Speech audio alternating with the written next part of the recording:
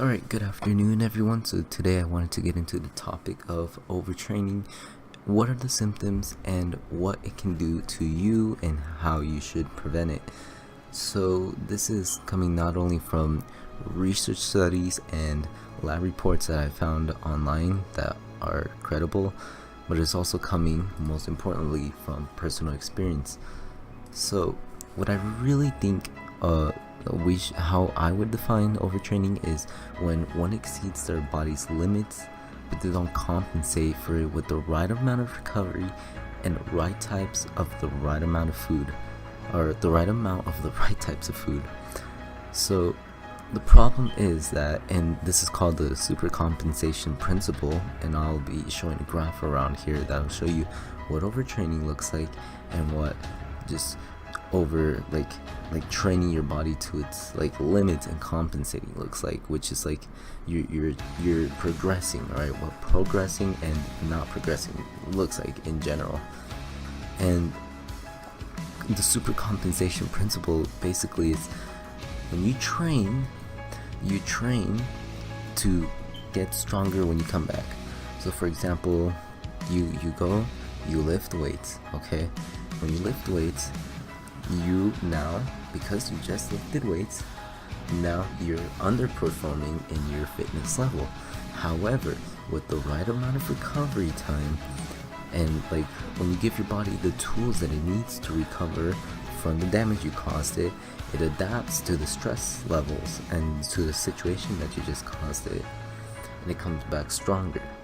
So that's what the supercompensation principle is. It's basically you train to become stronger, right?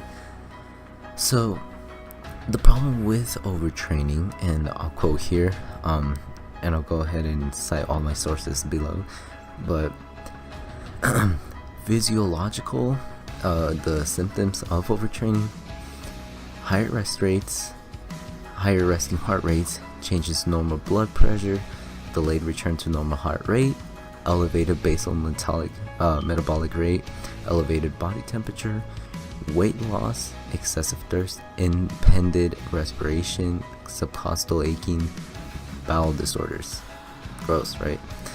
Psychological effects you'll get is sleep disturbances, loss of self-confidence, drowsiness and apathy, irritability, emotional and motivational imbalance, excessive prolonged weariness, lack of appetite, anorexia, not a good thing, fatigue, depression, anxiety, anger, hostility, and confusion.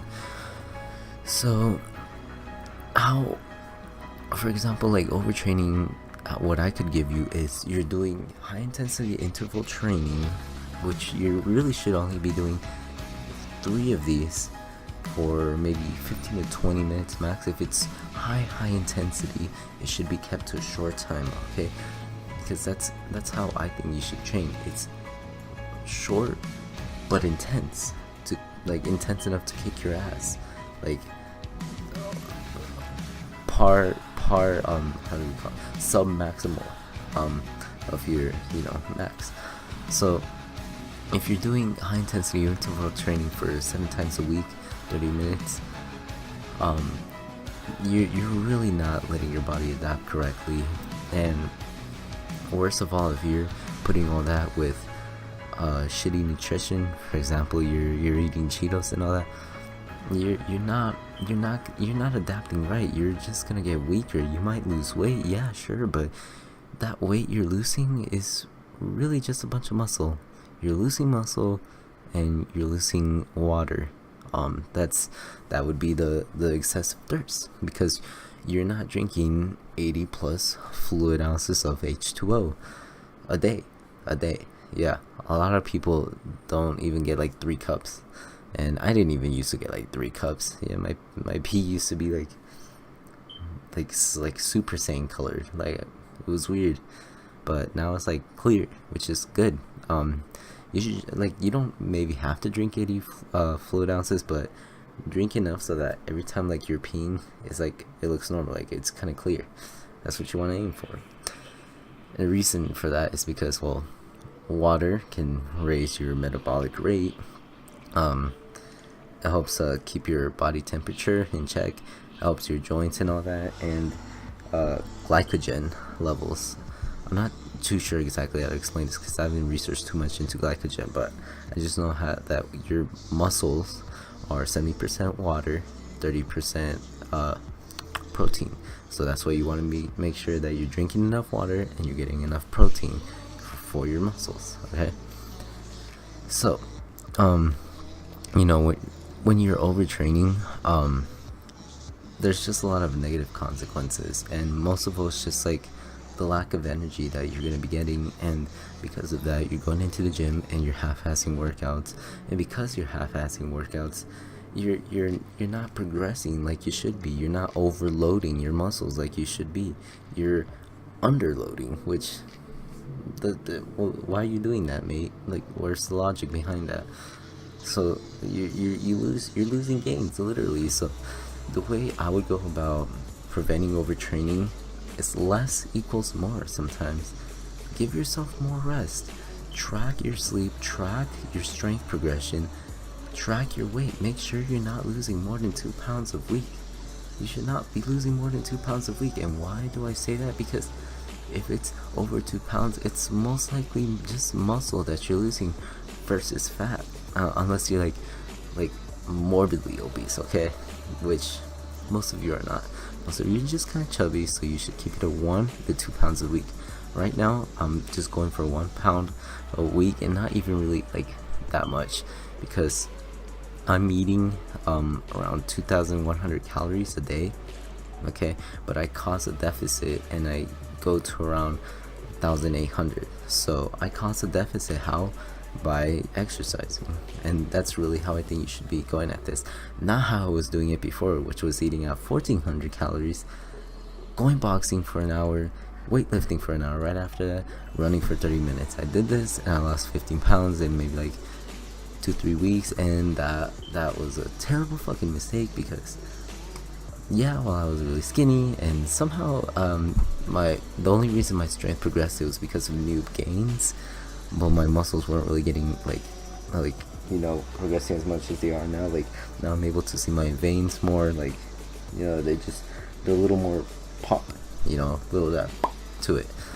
But no, like before, no, just it's a terrible idea, okay? So because of all that, I did not look forward to going. I did always want to go to the gym, and I did want to do boxing, but I was always like, oh, I gotta do this. So, really just give yourself, if you think you're overtraining, do what I did. Take a week off, look into your workout, your progressions and all that. And well, now I don't have to do that anymore, because well, I'm doing the Athlete Next program, which I think it's great, because he gives me like a 30-45 minute workout. It's based and built around failure. So when I do that, at the end of the workout, I totally fucking kicked my ass, and I did go from 1 pull-up to 6 pull-ups in 4 weeks, which well, not in 4 weeks, let's see, in about 2 weeks, yeah. So I